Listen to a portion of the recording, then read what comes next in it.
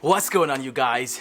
So today I'm going to be talking about all the accessories for the PlayStation 5. I know most of you guys probably still haven't been able to get a hand on the PlayStation 5, but just be patient. It's not going to last forever. So it's supposed to launch in Europe on the 19th, and everywhere else I'm pretty sure there's going to be more stock eventually. So just wait it out, man. Let's talk about these accessories and which of them you want to get or not get. Today I'm going to talk about which ones I find to be worth it and the ones which I think you don't really need, man. Let's talk about it. We're going to be talking about some pros and some cons of these different accessories, so you can decide which ones you want to go for depending on the pros or the cons, or what you're looking for. First of all, we're going to talk about this, the PS5 Media Controller. So this right here is only if you want to watch Netflix, YouTube, Disney Plus, and you want easier access, easier way to control what's going on the screen, easier way to control your PlayStation 5 if you're doubling and using your PS5 as a media center. So this is absolutely unnecessary. It only costs about 40 Canadian dollars, so probably even cheaper in the US, maybe about 30 or 25, I'm not really sure, but I know this costs about 40 Canadian dollars. Some of the pros of this is the fact that the design works well with the PlayStation 5, so it's white and it's got that black, it's got that black and white look just like the PlayStation 5. Another thing is that it's super easy to set up, and you can set this up with just about any TV. To be honest, it took me about 2 minutes to find my TV, and I didn't even have to search up the name, so you just have to have it like kind of randomly search through different things while you're pressing certain button on the controller or on the remote for it to locate your TV so it can find it by itself, the software on the PlayStation 5. This is a cool thing to have, like I said, if you just want to treat yourself, but it's absolutely unnecessary. That's it on the Media Remote. Number two, let's talk about this. This is a new addition to the PlayStation line. The PlayStation 4 didn't have this charging dock. They have this for the PlayStation 5, and if you look at it from up top, it looks like a PlayStation 5. It has the same design, so it has the black on the inside and the white on the outside, like those little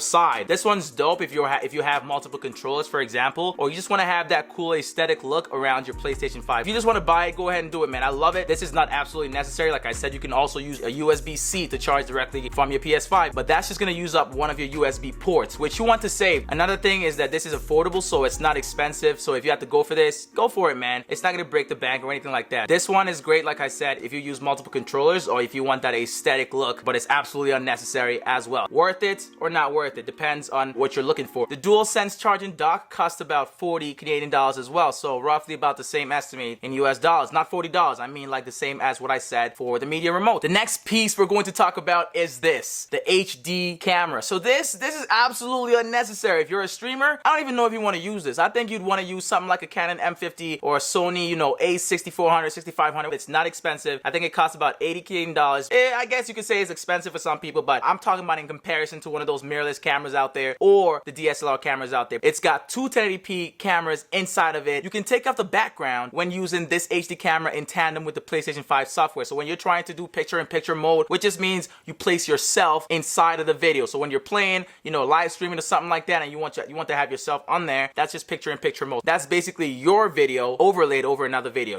just in the corner right there. But you can use this to take off the background, remove it, chroma key, green screen. If you're familiar with stuff like that, then this is great for that. But the quality of this camera isn't the best, at least not for me. It's not for me. It's not. I'm used to working off of mirrorless cameras, working off better cameras than this. So this is not going to do it if you're looking for something more. If you're not already following me on Twitch, make sure to go check that out. The link will be down in the description. That's basically it on this camera. This one, it's a maybe if it's worth it or not to get it. So this is absolutely unnecessary. If you're not streaming, you don't need it. I don't see why you would want to get this. Next up, one of my favorite things about the PlayStation 5. Just hear me out, y'all. This is probably one of my favorite reasons. So the controller, you probably thought it was a Pulse 3D headset. This right here is my favorite reason for having the PlayStation 5. I'm not gonna lie to you, this is the best accessory out of everything. And I'm talking an extra controller, because when you buy your PlayStation 5, you get one controller that comes with the package. But this is an extra controller. I would suggest getting an extra controller only if you want to, get in on some multiplayer action. You want to play with your friend. You want to have some more fun than just, you playing against the AIs. I don't like playing against AIs personally, but, you gotta do what you gotta do sometimes. But two controllers are great, especially if you want to have an extra one in hand as well. You know what hurts the most? Having your controller break down and not having a spare to keep playing that video game you're playing.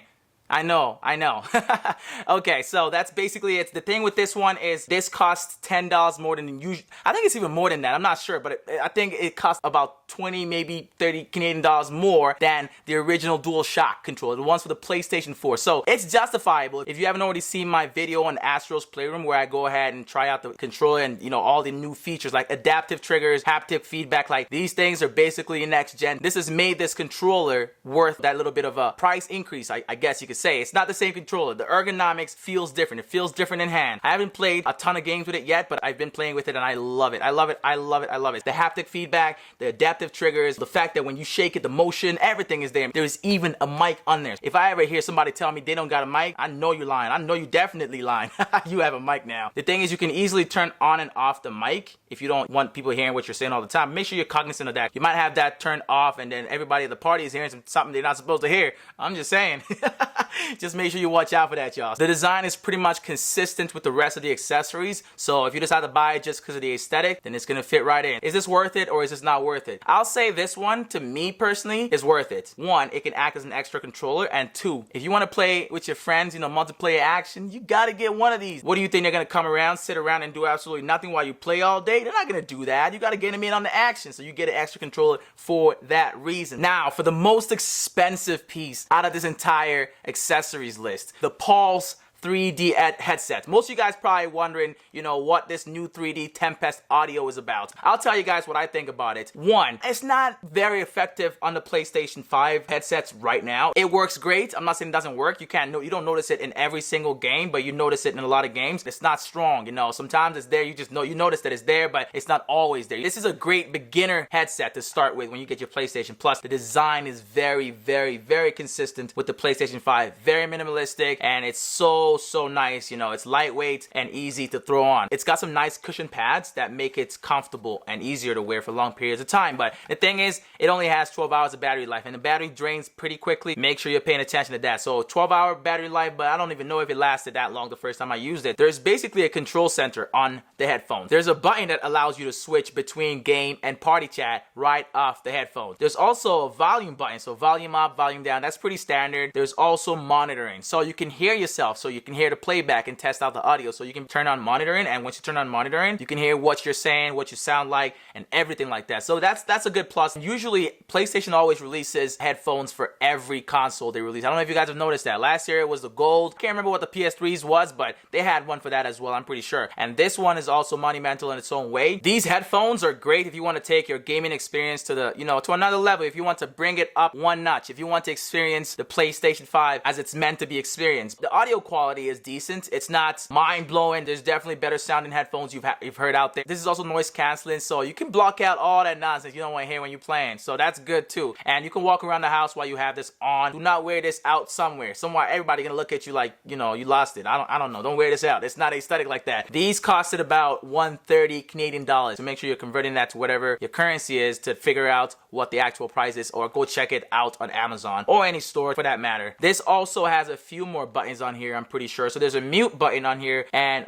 there's a power button. There's also a USB-C port. So this is how you would charge it. You have to plug it directly to your PlayStation 5. So try to make sure you remember charging this, because like I said, if it runs out of battery and you're about to play a video game, then you'd have to have it connected. So that wouldn't be fun. Just try to make sure you remember. A lot of people aren't going to remember. I don't remember a lot myself, but we'll survive though. The build quality does not feel like, you don't want to drop this. It feels like it was made out of plastic, and I think it was made out of plastic. Besides that, this thing is great if you want to, increase or experience the full functionality of the PlayStation 5. So worth it or not worth it? I think this one is worth it if and only if you want to experience more out of the PlayStation 5. Or if you don't care at all, just grab nothing and just grab your console and you're good to go. Out of all 5 accessories, the ones that I'll say are the most worth it for me are 1, the Pulse 3D headset, 2, an extra Dualsense controller, and finally, the charging dock. If I have an extra controller, I gotta have this. This makes that make sense, and this works so well. You don't even hear no clicking sound. The controllers just sit right on there like they were meant to be. This is just so I can block out all the noise and have a good experience and play the game and just be locked in, immersed, and love it and enjoy it. But for the media remote, that's absolutely unnecessary. So you get that just to treat yourself. I'm telling you, or if you're going to use it as a media center as well as a game console. I'm going to use mine 99.9% times as a gaming console, not a media center. My TV is a media center by itself, so why would I want that? This controller is a no-no for me. I don't see the point of it. The HD camera, only if you stream a lot and you don't want to have to go through a whole setup process of having a camera, and there's a bunch of things you probably need to do. That's all I've got for you guys in this one. I hope you guys enjoyed this video. I would like to know down in the comment section if you guys got any of these accessories with your PlayStation 5 orders, or if you're going to be getting any of these accessories, or if you have any questions about any of these accessories, let me know down in the comment section. If you enjoyed this video, make sure to give it a thumbs up, subscribe if you're new to the channel. We're building a family here. If you enjoy videos like this one and want to see some more of it, make sure to check out the video on the screen right now, and I will catch you guys in my next video. It's Midas, and I'm out, y'all.